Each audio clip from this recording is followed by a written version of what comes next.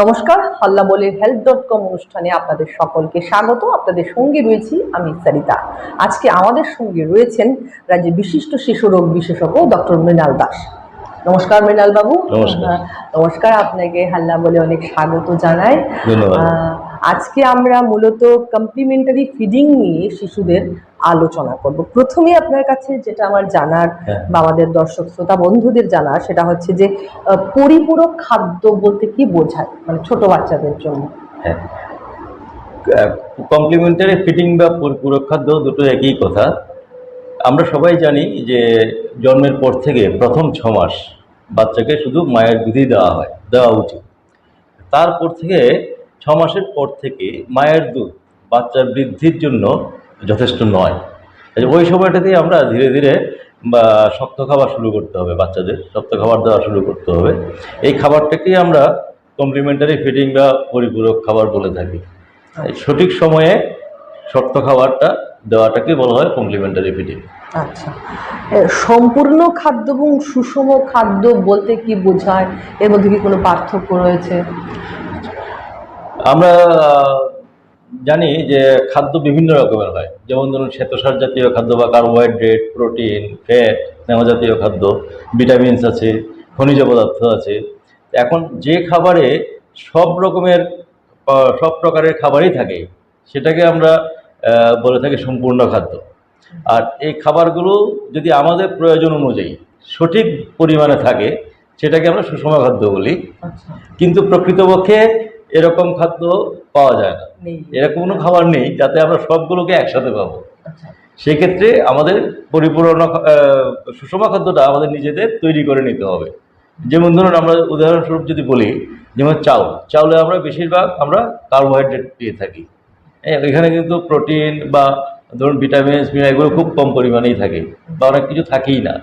সেক্ষেত্রে আমরা যদি চালের সাথে একটু ডাল মিশিয়ে দিই, সাধারণত যেটা আমরা খিচুড়ি বলে তৈরি করে থাকি, সেটাতে আমরা চালের যে কার্বোহাইড্রেটটাও পাচ্ছি আবার প্রোটিনটাও পাচ্ছি ডাল থেকে। এটাকে আমরা এটাকে সুষম খাদ্য হিসেবে তৈরি করতে পারি। আচ্ছা আচ্ছা, ঠিক শিশুর মানে কত বছর বয়সে বা কত মাস থেকে তারা পরিপূরক খাদ্য গ্রহণ করতে পারে? 6 মাস থেকে আমরা শক্ত খাবার দিতে পারি। কেননা 6 মাস বয়সে শিশুরা একটু একটু করে চিবোতে শিখে, ওদের মাড়িটা শক্ত হয়। তারপর থেকে ওরা ধরুন 7-8 মাসে ওরা শক্ত খাবার গিলে খেতে পারে। ঠিক আছে।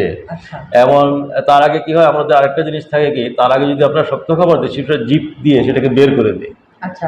ওই জিনিসটা নিতে চায় না। ওই জিনিসটা 6 মাস থেকে আস্তে আস্তে কমতে শুরু করে। আরো কারণ আছে, যেমন ধরুন আমাদের যে পাচনতন্ত্র, যে ডাইজেস্টিভ সিস্টেমে আমাদের খাবারগুলো হজম করতে কিছু কিছু এনজাইম প্রয়োজন হয়। সেই এনজাইমগুলো ম্যাচিউর হয় ওই সময়টাতে, যাতে ওরা শক্ত খাবার হজম করতে পারে, হজম শক্তিটা বেড়ে যায়। এই সমস্ত কারণেই এটা হচ্ছে একদম আদর্শ সময়। মানে 6 মাসের পর থেকে আমরা পরিপূরক খাদ্য নিতে পারি, ধীরে ধীরে আমরা শুরু করতে হবে। আচ্ছা, এই পরিপূরক খাদ্য হিসেবে কি কি দেওয়া যায় এবং কি কি দেওয়া যাবে না একেবারে, এই তালিকাটা যদি আপনি আমাদের দর্শক শ্রোতা বন্ধুদের বলেন। আমি বলছি কি কি দেওয়া যাবে। আমাদের এখানকার প্রধানত আমাদের মেন খাবার হচ্ছে ভাত, চাউলে আমরা খেয়ে থাকি। তো সেক্ষেত্রে প্রথম পরিপূরক খাবার হিসেবে যদি আমরা সম্পূর্ণ খাদ্য হিসেবে বলতে চাই, তাহলে সেটা হচ্ছে খিচুড়ি।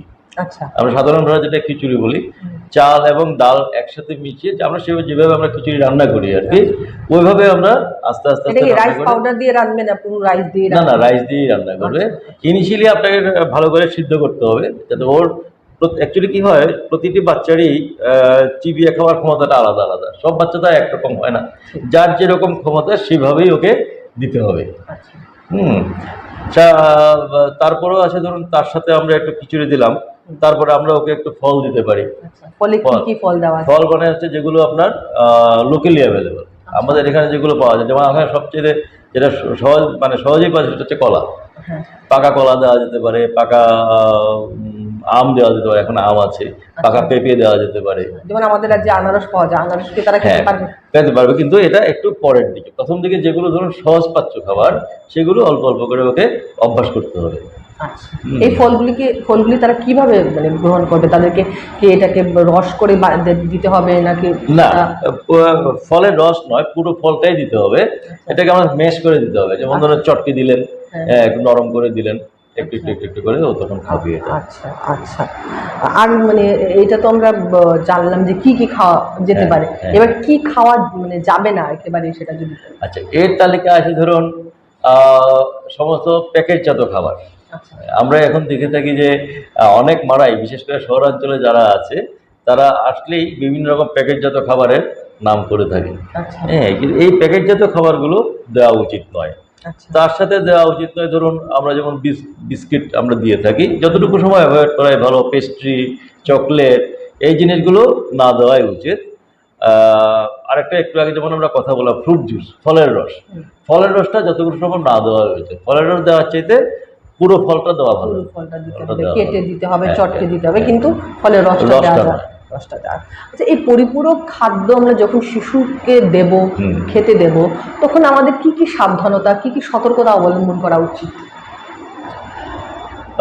প্রথমত একটু আমি বলে নিই যে পরিপূরক খাবারটা দেখুন আমরা বিভিন্ন অঞ্চলে, যেমন ভারতবর্ষেরই আপনি বিভিন্ন অঞ্চলে দেখুন, এক একজনের এক একটা জায়গার খাদ্যাভ্যাস এক এক রকম।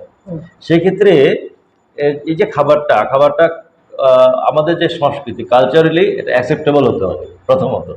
যেমন ধরুন একটা কথা বলছি, যে যারা নিরামিষ ভুজি, তাদেরকে যদি আমরা বলি না পরিবারের খাদ্য হিসেবে তোমাকে মাংস খাওয়াতে হবে, মাছ খাওয়াতে হবে, ওরা কিন্তু খাওয়াবে না।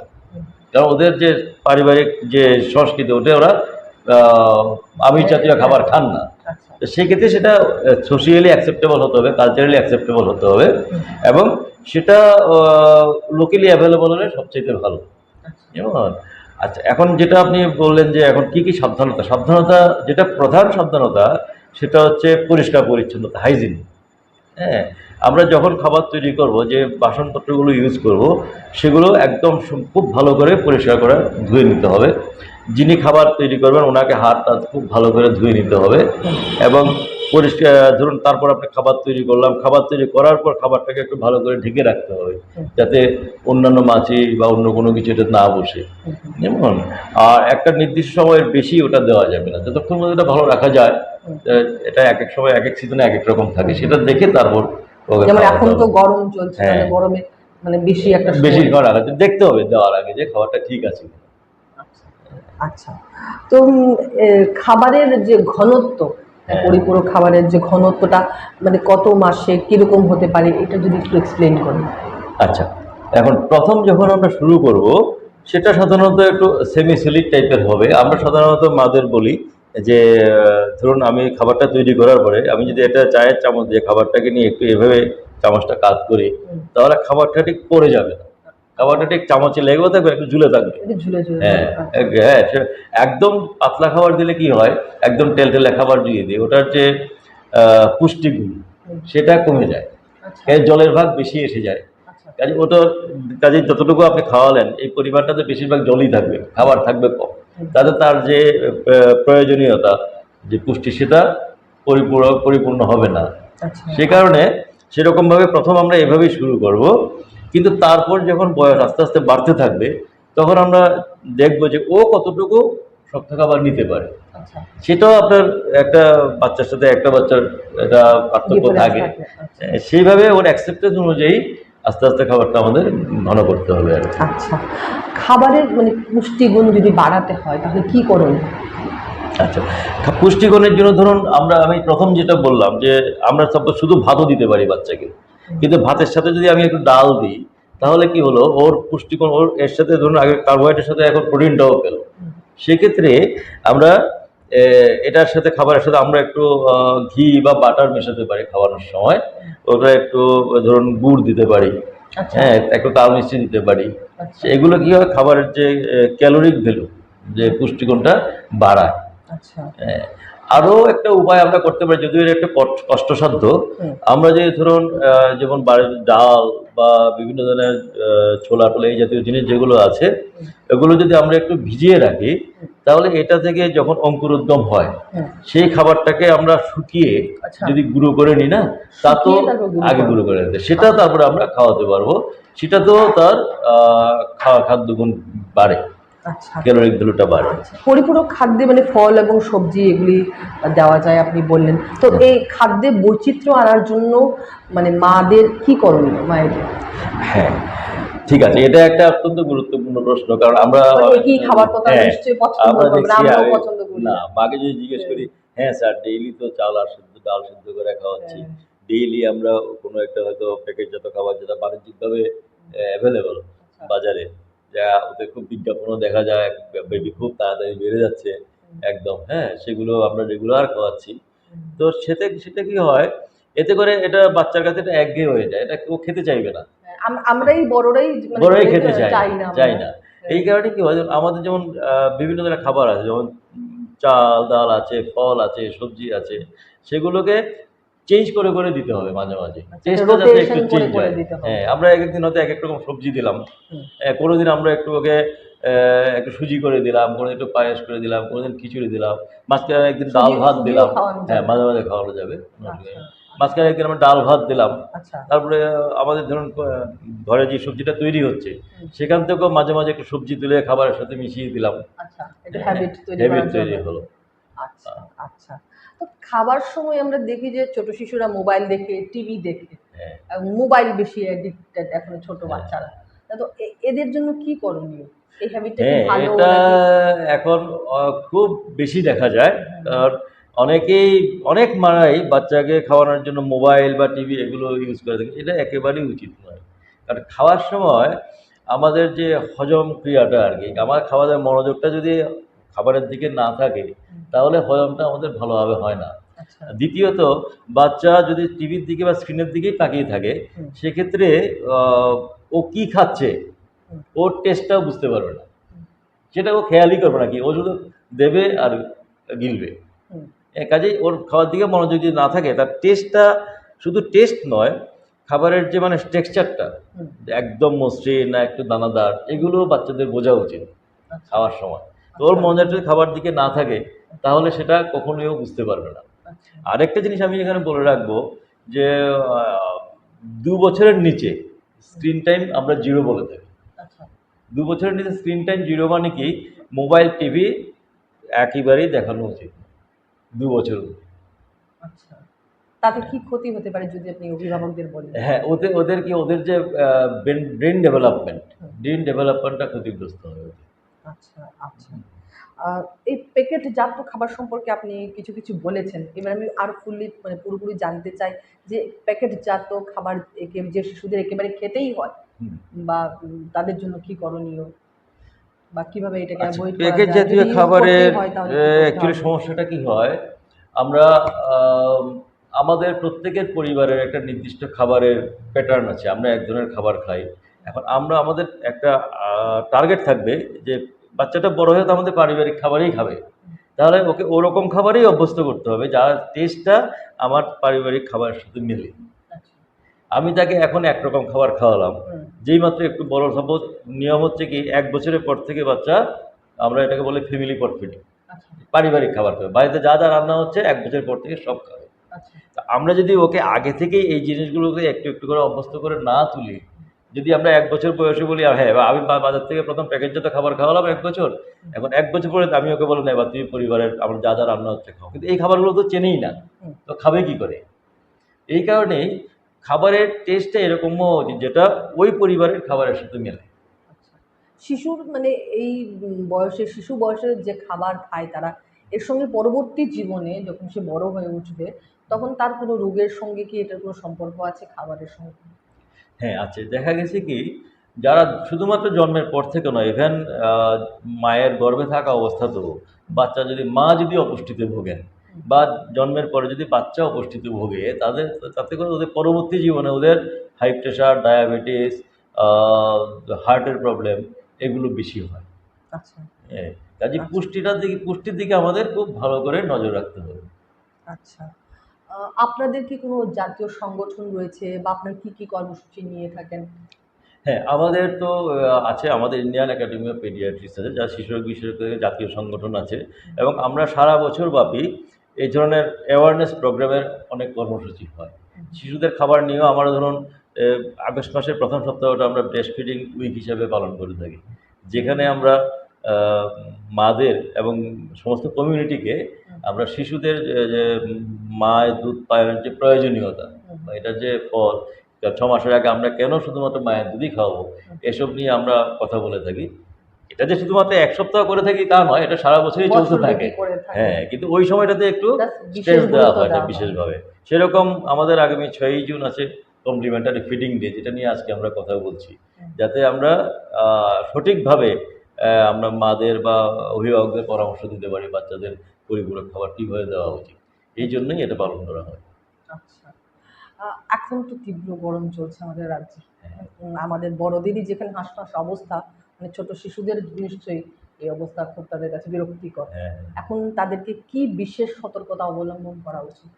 আচ্ছা, এটা ঠিক যে গরমে না বড়দের চাইতেও শিশুরা বেশি কাহিল হয়ে পড়ে, কারণ ওরা খুব তাড়াতাড়ি ডিহাইড্রেটেড হয়, জলের পরিমাণটা শরীরে কমে যায় শিশুদের। সেক্ষেত্রে আমরা বলবো কি, ধরুন খুব বেশি ছোট যারা ধরুন একদম বিলো 6 মান্থ যারা আছে, যারা শুধু ওদেরকে খুব ঘন ঘন ব্রেস্ট ফিডিং করতে হবে, কারণ মায়ের বুকের দুধের মধ্যে ওদের যে জলের যে ঘাটতিটা বা জলের যে প্রয়োজনীয়তা সেটা পূরণ হয়ে যাবে। কারণ শিশুরা তো খুব বেশি একটা বাইরে যায় না বড়দের মতো। বড়দের ক্ষেত্রে যে ধরনের হিটস্ট্রোক বা যাই বলুন যেগুলো হওয়ার সম্ভাবনা থাকে, ছোটদের ক্ষেত্রে এগুলো হওয়ার সম্ভাবনা কম, কারণ তাদের বাইরে যাওয়ার যেটা হয়নি, একদম প্রয়োজনই হয় না। তো সেক্ষেত্রে আমরা ধরুন আমাদের ঘরে বাড়িতে 3-4টে রুম আছে, যে রুমটা সবচাইতে ঠান্ডা ওই রুমটাতে আমরা শিশুকে রাখতে পারি।